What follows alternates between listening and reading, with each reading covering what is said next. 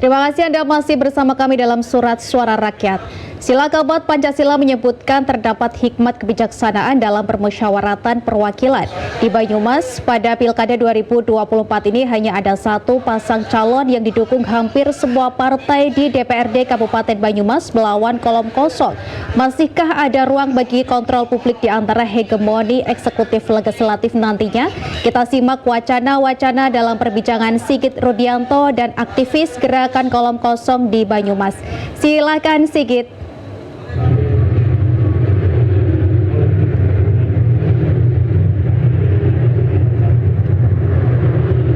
Saudara, dalam Pilkada serentak 2024 ada 3 kabupaten di Jawa Tengah yang hanya memunculkan satu pasang calon bupati dan wakil bupati. Sebenarnya ini bukan fenomena yang pertama kali terjadi. Di tahun 2020, Makassar pernah mengalami kejadian serupa. Dan apa yang bisa kita pelajari, di mana kemutrakan elit politik untuk menetapkan satu paslon dalam pilkada melawan kolom kosong, atau dalam bahasa umum disebut sebagai kota kosong, masih menggejala hingga hari ini. Di tengah teriknya matahari Banyumas, di antara riuhnya jalanan, banyak kendaraan lewat, saya akan beradu suara, mencoba berteriak sekencang-kencangnya dengan seorang aktivis yang menggerakkan perubahan makna dalam demokrasi pada saat di Banyumas nanti hanya ada satu paslon yang akan dicoblos dan lawannya adalah kota kosong. Teman baru saya ini adalah Mas Setia Adri Wibowo. Selamat siang, Mas. Selamat siang. Harus teriak-teriak seperti tahun 98 kita. Mas, Makassar pernah mengalami satu paslon dicalonkan melawan kota kosong. Artikulasi apa secara politik yang menjadikan Banyumas harus menghadapi hal serupa, dan di sini ada gerakan yang sedikit terkoordinasi dibandingkan Makassar untuk kemudian menggaungkan makna di balik kota kosong? Ya, secara kami sebelum bereaksi terhadap situasi yang jelas dipertontonkan kepada rakyat tentang calon tunggal ini, kami belajar dari Makassar. Makassar memenangkan kontestasi pilkada tersebut, tetapi kemudian ternyata kembali lagi ke pragmatisme. Pragmatisme? Iya. Politik uang? Iya, politik uang. Artinya di Makassar tidak ada konsep saat itu.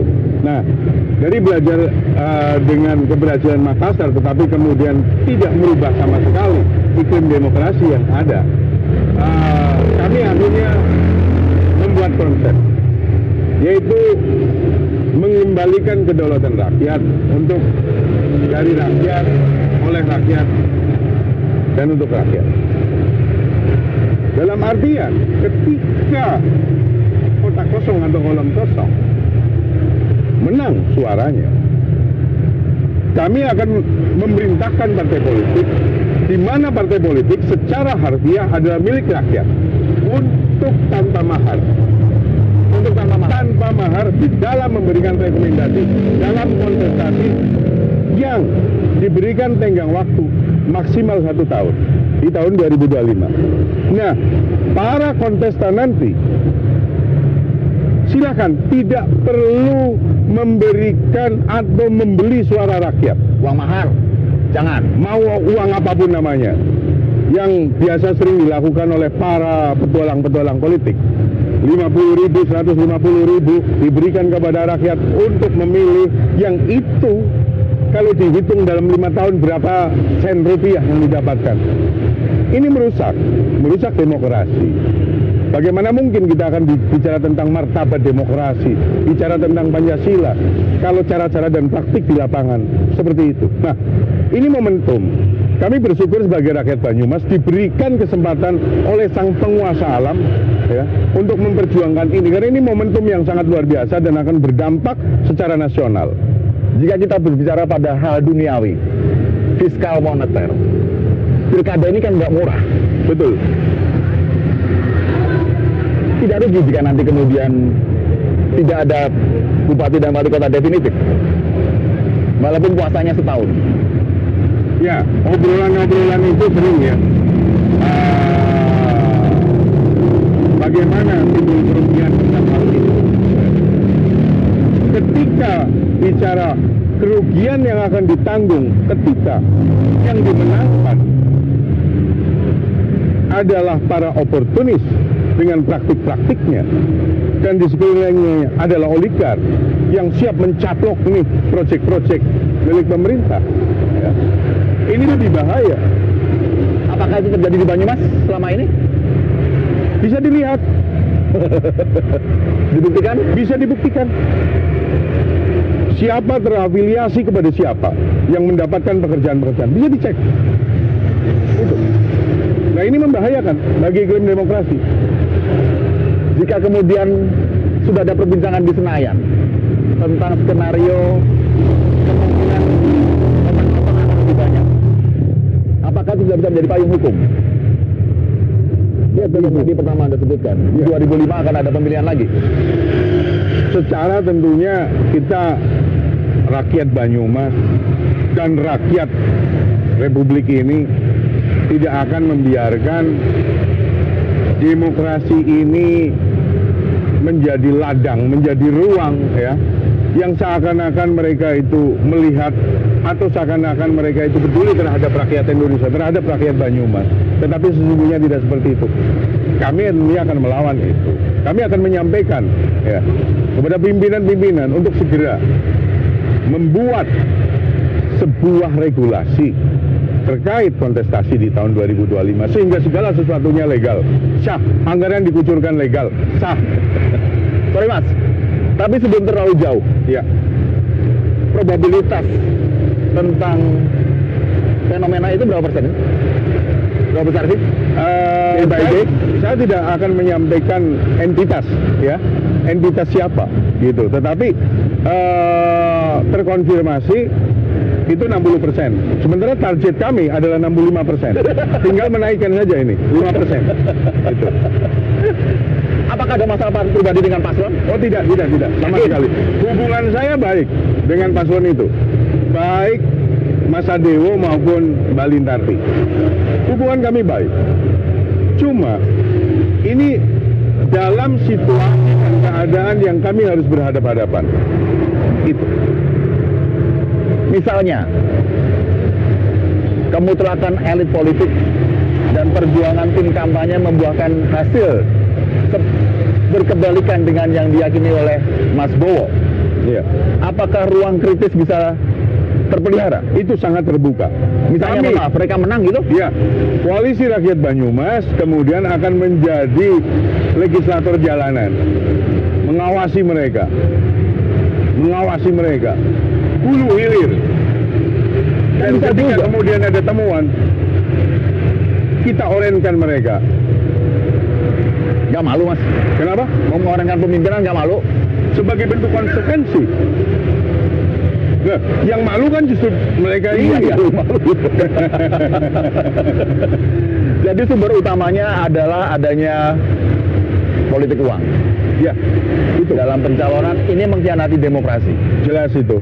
Jika ada seorang pakar yang kemudian menyebutkan sebenarnya kan sila keempat itu membuka ruang bagi tercapainya konsensus tanpa harus suara terbanyak. Dan itulah demokrasi kita. Jawaban Anda? Ya. Secara ketika bicara tentang sila keempat tersebut, praktik hari ini itu justru jauh dari harapan. Ya. Mereka seakan-akan adalah bagian atau yang mewakili aspirasi rakyat Secara Ya. menyeluruh. secara menyeluruh. Realnya tidak seperti itu. Kemarin pilek kan partisipasinya cukup tinggi kan? Cukup tinggi. Tapi coba cek di lapangan apakah itu tidak terkonversi dengan nilai rupiah. Oke. Itu. Maka kita Kami para aktivis demokrasi, aktivis hukum, insan-insan hukum di Kabupaten Banyumas ini ingin memberikan informasi yang berimbang kepada publik, mencerdaskan, melek hukum, melek demokrasi yang sesungguhnya. Kita harus hilangkan itu, hindarkan itu terkait cuan. Jika kemudian terjadi sebuah realita yang naik dalam proses lobby-lobby politik sebelum pencalonan, sama sekali tidak ada uangnya, apakah gerakan kota kosong yang Anda inisiasi tidak akan jalan?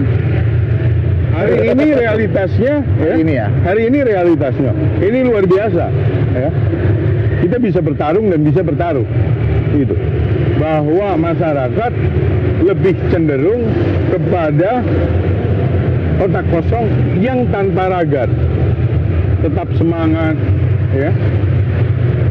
Berkeringat, insya Allah sehat, dan selalu sehat, iya. Apakah sedemikian minimnya sosok-sosok calon Banyumas untuk kemudian tidak. Kita ada hari ini DPT 1.390.000 ya. Hanya ada 2 orang ini yang jadi pasangan calon tunggal. Iya. Padahal banyak sekali orang-orang yang memiliki kapasitas, kapabilitas, integritas yang kita bisa membuat pilihan untuk memilih. Tapi hari ini dipaksakan tidak untuk membuat pilihan, tetapi untuk memilih satu pasangan calon tunggal tersebut. Padahal banyak potensi-potensi tokoh-tokoh masyarakat, anak-anak muda yang bisa menjadi pemimpin, yang bisa dipilih. bukan ilusi itu? Kenapa? Bukan ilusi? Bukan. Fakta, mereka hanya tersandra pada isi tas. Ini realitas. Pertanyaannya, elit-elit, duit berapa? Punya uang berapa? Untuk biaya politik itu. Nah, ini yang diresahkan oleh juga orang-orang di parlemen sesungguhnya. Biaya politik sangat tinggi, sangat mahal. Nah, ini kesempatan kami memperjuangkan itu, kemudian untuk memperbaiki demokrasi. Apa yang beda dengan Banyumas dan Makassar? Jika kemudian sama-sama punya momentum dalam waktu yang berbeda. Kalau di Makassar itu, Pak ya, tidak ada konsep yang jelas sehingga Hanya sentimen saja. Iya, Hanya sentimen saja. iya. Akhirnya kembali lagi pragmatisme. Tapi hari ini tidak. Di Banyumas seperti apa? Di Banyumas yang memantik adalah aktivis, bukan orang partai politik. Tidak punya syahwat untuk maju calon bupati. Tidak ada syahwat untuk menjadi caleg. Clear. Dan bukan orang kaya, nggak punya duit saya. Saya mendapatkan materi dari saya punya kantor hukum. Dan nilainya seberapa sih? Untuk nyalek nggak ada itu, nggak ada kemampuan untuk itu. Clear itu. Jika kemudian ini menjadi sebuah bentuk apresiasi dari masyarakat segala lapisan di Banyumas, akademisi di Banyumas ada unsur. Iya. Rata-rata divisi mereka seperti apa? Anak-anak BEM seperti apa? Anak-anak GMNI, HMI seperti apa? Memberikan support masukan kepada gerakan. Kalau untuk di tataran para penduduk, iya, pendidiknya itu memberikan support. Tapi untuk mahasiswanya sampai hari ini belum memperdapai kami dan belum ada statement apapun. Yang mendukung ini siapa saja kira-kira? Dari elemen apa? Oh banyak. Harus saya data ini.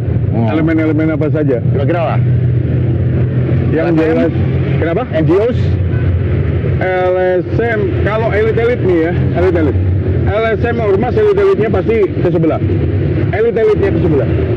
Jadi saya narasikan gini. Revolusi Prancis, ya, itu rakyat lawan borjuis. Jadi elit-elit. Hari ini tergambarkan di Banyumas.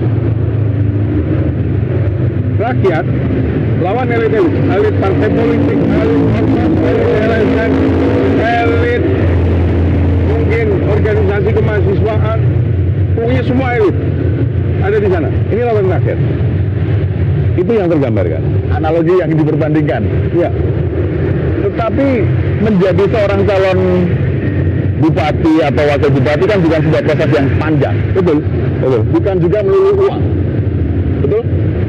Bukan juga melulu uang. Ada Ya. investasi sosial, ada kematangan politik, ada jejak relasi. Mungkin itu persepsi yang berbeda, ya kan? Karena ada juga yang orang ujuk-ujuk karena dia punya kekuatan finansial bisa jadi. Itu terjadi. Silakan dicek. Banyak yang seperti itu. Artinya tidak ada investasi sama sekali yang dilakukan. Sebelumnya. Itu bisa kok. Ya sekarang yang di Purbalingga lah, yang maju misalkan. Investasinya buat masyarakat Purbalingga apa misalkan. Ini bicara Purbalingga. Bisa tanyakan pada masyarakat Purbalingga juga. Gitu. Ada yang ujuk-ujuk masuk. Pemalang juga ya. Ya, gitu loh. Semua ujuk-ujuk itu. Tapi karena mereka itu punya kemampuan finansial. Jadi kunci utama memang saat hari ini. Ketika bicara tentang masyarakat masih pragmatis, itu situasinya masih pragmatis, masih berkonversi dengan nilai rupiah. Tapi Banyumas punya kesempatan untuk memerangi itu, mengembalikan. Data-data makro setelah Pileg dan Pilpres kemarin menyebutkan memang 80% pemilih itu masih lapar. Ya. Lapar dalam jangka pendek dan mereka tidak berpikir pada jangka panjang. Ini menjadi kendala atau menjadi peluang bagi gerakan kolom kosong di Banyumas untuk kemudian menemukan maknanya? Ya alhamdulillah hari ini yang punya singkong, yang punya ubi, yang punya gorengan, ketika kami berkumpul mereka membawa itu bersama-sama. Gotong royong ini luar biasa di koalisi rakyat Banyumas ini dalam menghadapi koalisi partai politik itu. Gerakan ini menjadi sesuatu yang belum diatur secara resmi dalam undang-undang. Betul. Peluang bagi Anda? Sangat terbuka itu. Kami tidak terjamah. Ya, pasang billboard, pasang baliho, pasang banner, pasang apapun. Itu bukan APK. APK hanya untuk pasangan calon. Ya. Kami bukan. Selesai. Tidak ada masalah. Tidak dicabut juga oleh aparat? Tidak. Kalau dicabut gimana Kalau reaksinya? dicabut saya minta putusan pengadilan. Harus ada putusan pengadilan untuk mencabut itu. Kalau tidak, pidana. Akan panjang ceritanya. Panjang ceritanya. Jadi saat ini gerakan kolom kosong, kota kosong di Banyumas membekali diri satu dengan, mohon maaf, idealisme memurnikan demokrasi. Ya. Kedua, gotong royong. Ya. Ketiga, menunggu datangnya elit yang bersih, Itu calon pasti. yang pasti. Itu pasti. Dan yang dilupakan oleh mereka intelektual. Ini Itu bukan delusi bagi lembaga survei, bukan? Penting ya, menjadi pemimpin itu pintar. ya harus. Murah, Ya tentunya. tapi jangan kemudian menghambur-hamburkan yang berpotensi merugikan. Betul. Jika kemudian pada proses besok Anda menemukan adanya kecurangan-kecurangan dalam perspektif pemilu secara umum, Ya. Anda menjadi bagian dari Bawaslu atau di luar Bawaslu kira-kira? Mohon maaf. Ya kalau netralitas bicara ASN, kalau kami apa melihat, kalau misalkan di situ kami temukan TSM, tentunya kami laporkan ke Bawaslu tentunya. Kan begitu. hanya dengan cara TSM terstruktur Untuk sistematis dan diskualifikasi masif. tentunya TSM, ya, mendiskualifikasi. Kalau bicara pertarungan murni, ya, tentu kita dengan segenap daya dan upaya untuk 65% itu dimenangkan kolom kosong. Bukannya kebanyakan tuh 55 cukup sebenarnya? Kenapa? 55 cukup kan sebenarnya?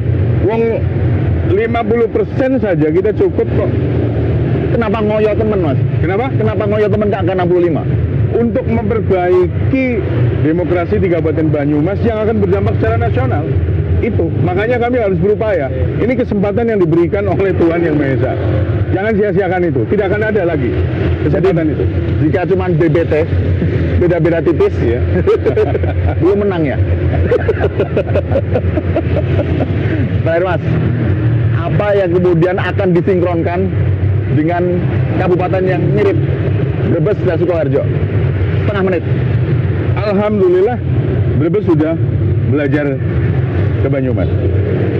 Sukoharjo yang belum terkoneksi. Kalau Sukoharjo kan di sana ada Big Boss, gitu kan. Menjadi sedikit lebih sulit. Terima kasih atas keberaniannya, Mas. Siap. Tidak semua yang disampaikan Pak Bowo adalah sebuah kebenaran mutlak dalam demokrasi. Tetapi menarik, saat esensi beliau melakukan gerakan ini dan menargetkan pencapaiannya 65%, ini adalah untuk memperbaiki demokrasi Indonesia yang sudah terlalu banyak melibatkan uang tidak halal. Kembali ke studio, Anggun silakan.